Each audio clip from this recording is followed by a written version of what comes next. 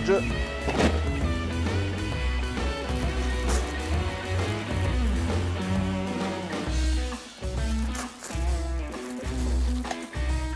We've done it to match the existing glass. It's not like lanyard where they can just turn it around in 24 hours. So yeah, let me, I'll ring you back shortly as soon as I know. Sweet, man. Hey guys, it's Gene here from Economy Glass. I'm here with Sanchit, and today we've got a lot of mirrors to cut up. So a lot of our subscribers are asking where our mirror comes from, how it gets cut and processed, and how it becomes a frameless mirror. So today we're going to show you just that. We've got an order that's come through from one of our regular clients, Clayton's Kitchens. We've got multiple mirrors to cut up and then we're going to polish them. So stay tuned and we'll show you what happens behind the scenes at Economy Glass.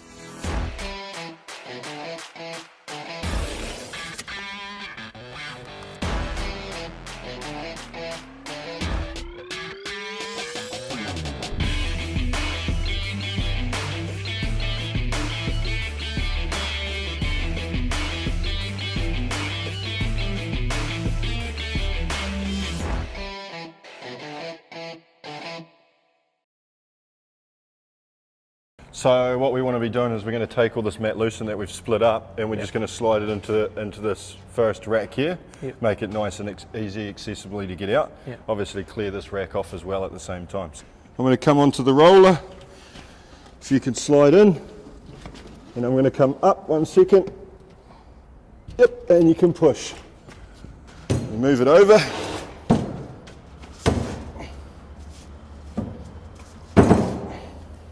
As that goes in, you've got to watch that end doesn't twist around and clip that edge of the second rack. Now this panel here, we can put on the table. We'll cut it down and just chuck it in the bin because that one's rubbish. Now we just need to watch this as we lay it down because we've got these cutouts in the glass. It makes it very weak. So rest it against the table, slide her out. Beautiful.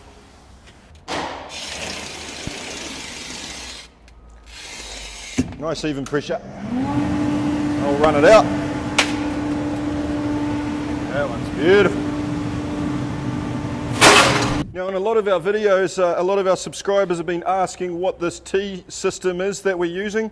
This is effectively called a speed cutter and you'll find one of these in any good glass shop. Essentially what it does is it makes it a very quick and easy process to set it to the desired size that we need to cut. And also it's got the wheels that run along the bottom. Now this runs on one edge of the glass and keeps our cut nice and parallel to that edge that we're cutting off.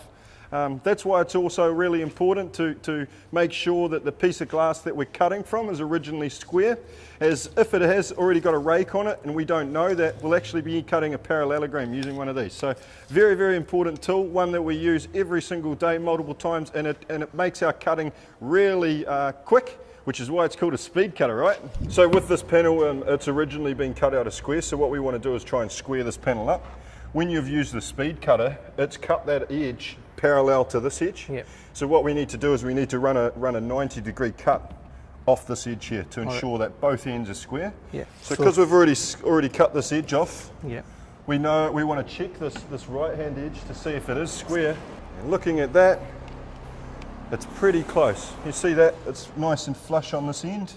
It is overhanging probably 2 mil at the back.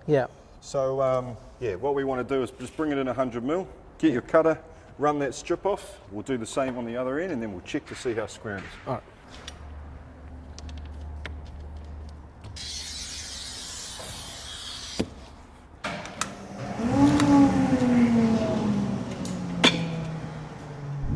A number of our subscribers or new people to the glass industry actually wonder how we cut glass. They think that we've got some fancy diamond tooling, some laser cutting machine. To be honest with you, it's far from it.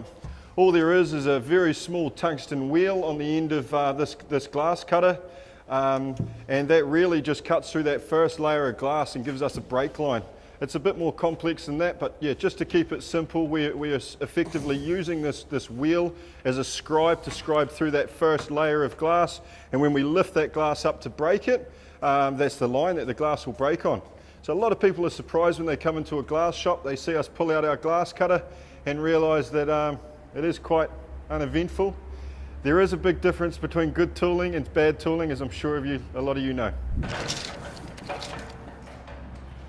So just double checking from corner to corner. 1655. Yep, Yeah, beautiful. So now we know that that square panel is good. The next person that comes and picks it up will have a nicely cut piece of glass. I've started my apprenticeship in economy glass 2 months ago.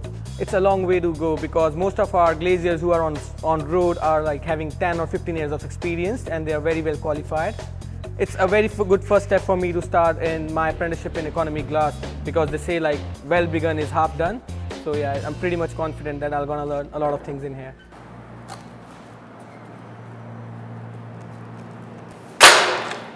Should come off very easily. Sometimes it's really hard to take this off.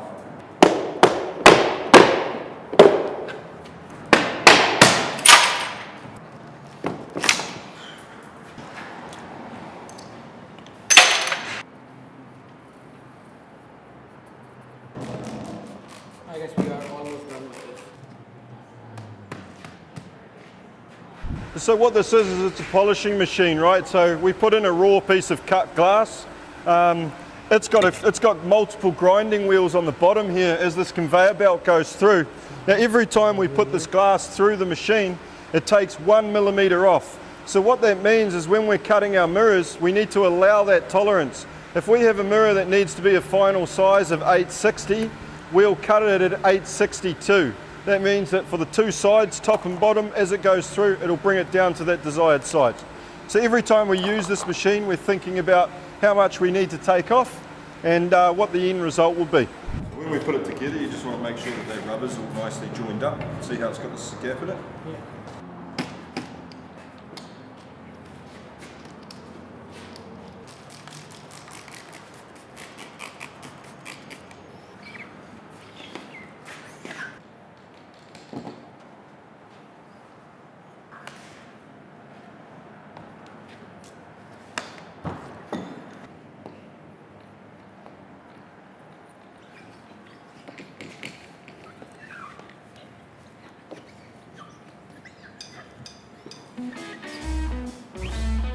So the window is reglazed and now we're just gonna mark it and rack it and it's ready to go. We'll let the customer know they can come and pick this one up this afternoon and they'll be a little bit warmer tonight. Yup.